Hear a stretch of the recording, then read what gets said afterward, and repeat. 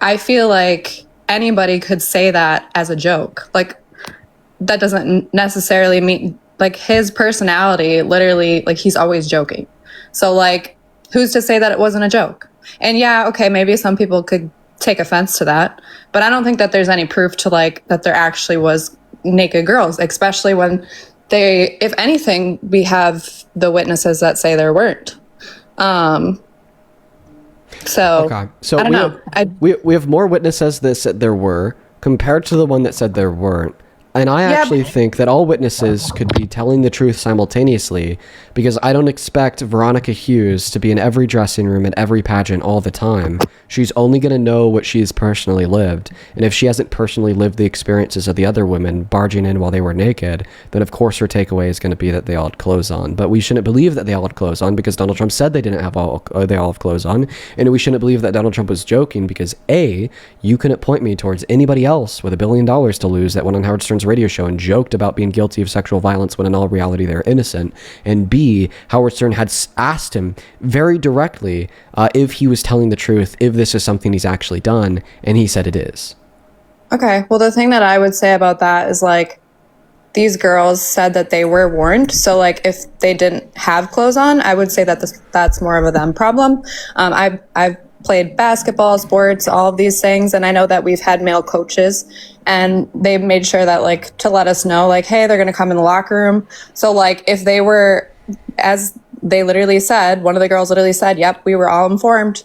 Like, the fact that they didn't have their clothes on, I think that's more of a them problem. I don't think that that's on Trump, because Trump's, assuming that everyone's going to be clothed. So already, A, we shouldn't believe that they're all informed in all instances because point number one, vast majority of women never recalled an experience of being informed ahead of time. And point number two, in the clip, Donald Trump said he was able to enter in because he allowed himself to, not because he informed the women and girls and they got decent. Point number three, even if he did inform the girls and then they didn't get dressed all the way, that's not on them because they still have the reasonable expectation of privacy inside of the women's only space. It would actually be on Trump to ensure, one moment, it would actually be on Trump to ensure that every single person inside of that space is decent, or if he were to enter into that space when they're not decent, he'd be sexually exploiting them. I mean, as a woman, I think you're blowing this out of proportion. I think, yeah, and again, you can. I think what you meant to say there is add as a cruel dumbass. I think that you're blowing this out of proportion because no benevolent woman or man, regardless of what your gender, you want to call names. That's awesome. I guess that's kind of like. I feel like when you're losing a debate, all you do is throw name calling, which I haven't called you any names. I wasn't calling you a cruel dumbass because I'm losing the debate. I was calling you a cruel dumbass because of how inexcusable and insane that last statement uttered out of your mouth was. You were putting salt on the wound. Okay, well, guess what? Real debaters don't need to call names. Not only have you opened the wound real debaters don't need to be called names, okay? So, like... Yeah, you could say I'm not a real debater, but you can't say I'm wrong. You could say I'm not a real debater, I'm saying you're wrong. I'm a woman. I'm a woman, and you also... I think all of these girls that have come up here, all of these women... that have come up here, have you noticed they're all frickin' women? And they all had said the same thing. They said that they don't take offense to this. They say that this is literally like the fact that you're all hypocrites and letting these men into our locker rooms. I can name a woman who didn't say that they don't take offense to this. I'm sorry, but transgenders going into my locker room makes me uncomfortable. I'm a woman. And no matter what you say about, cis this or whatever the hell you want to call it. Oh, wait. I don't care if it offends anyone. Sorry. Wait. You're either a guy or you're a girl. But anyways, if they're going into my locker room, that's what you do when you lose the debate is you make it about trans people. Because we should be making it about that because you're hypocritical. Can I ask you a question? You're trying to say why do you take offense when a trans woman takes offense, but not when a cis woman guess what? I'm a woman. The girl before me was a woman that came up here. I remember there was a girl last night on here that came up here. She was a woman, and we're all trying to tell you that these transgender people in our locker room make us feel uncomfortable. So I'm sorry, but all I'm hearing are witnesses of women coming up here to tell you that it makes them uncomfortable. So, like, I'm just trying to tell you. Can I be honest? Sure, go for it. I mean, you should be honest this entire time. I don't know why you'd be lying. Yeah, check this out. You're a woman that thinks And what I mean by that is just like the men that I've encountered in my own life, just like the men who are governing over the country, you want to downplay the wrongness of sexual abuse and sexual assault when it's convenient to you and your narrative.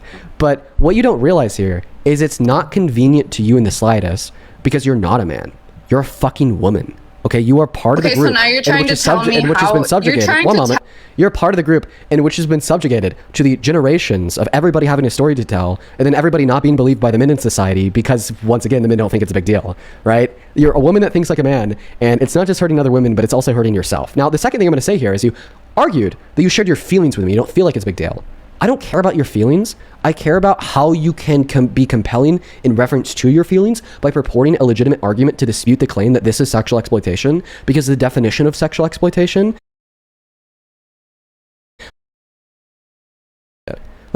dude, no one gives a shit about how you feel. We only care about what you could prove.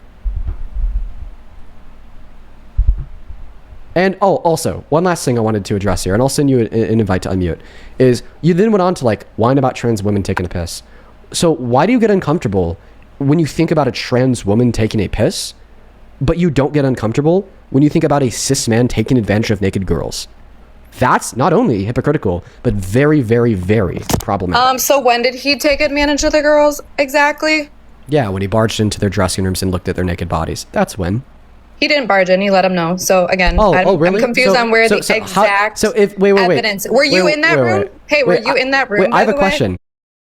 So you're saying that he let them know in advance because that's what he did. Yes, one of the girls literally said that. Okay, so do you believe the girls that said that they were not given a heads up? No, I think that those girls just want to post a story and want why? So why do you believe highlighted? Veronica? Because but you don't believe Tasha. Propaganda, 100%. But how do you know? But how do you know that the propaganda is Tasha and not Veronica? Exactly, we don't know that, right? So okay, so then you don't know that they're given a heads up? So then at the end of the day, you don't know that they're given heads up? Wait, perfect. You just told it, because you just argued that we do know he barged into the dressing rooms and looked at them while they're naked, but we don't know that they were given heads up. Holy fuck. That's sexual exploitation. If we do know he went into the space while they're naked and looked at them, and we don't know that he gave them a heads up, then we know that he sexually exploited them. Holy cow. Go ahead.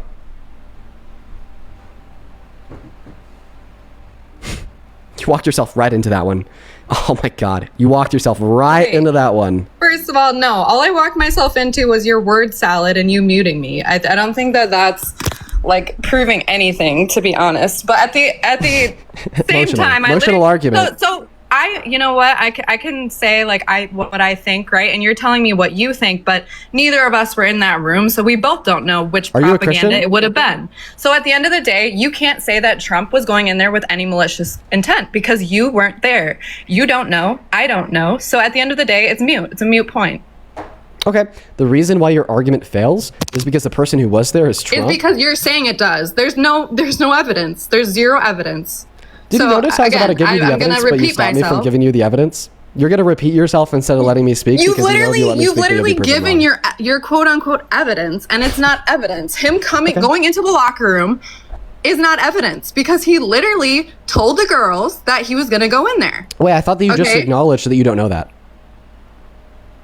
Okay, but you don't know that he didn't. So you can't say that it wasn't. You can't say it either. This is my entire point. You're sitting here trying to say, think about it this way. And that it didn't happen for sure, right? Think about it this way. So you're wrong. You're just wrong. Think about it this way. Think about it this way. Okay? Are you ready to think about it?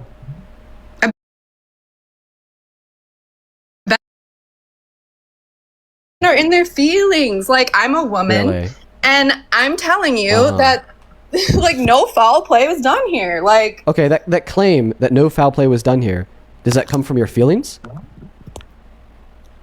Okay. Yeah, Mandy, you need to think before you speak, or else you'll just wind up embarrassing yourself more. And you know what, Mandy? I don't feel embarrassed, because I feel like we both didn't win here because you didn't prove anything. We literally every time I tried to, all we've proved is neither of us were in that room on that day. So we can't. No, we can't. Every time I've tried to, and I think Dean, otherwise, you know what's crazy? And I think I could prove otherwise, but you don't let me because Okay, but you want to know what's crazy? Yeah, is like so that. much you just shit has. Me. You didn't allow me. I'm sorry, awesome. But I just want to say this one last thing. This is all I have to say. Yeah, and then you're gonna leave. I know, Mandy. You come up here, you steamroll, you try to make an argument, you fail because you're wrong, and then you say, "I gotta say one last thing." You say one last thing. It's usually like hateful and like and vindictive because you just lost the debate, and then you leave. It's a fucking script, dude. Yes, we do know that he didn't give them a heads up in all scenarios because he said that he'd barge in doing a fake inspection because he was the owner.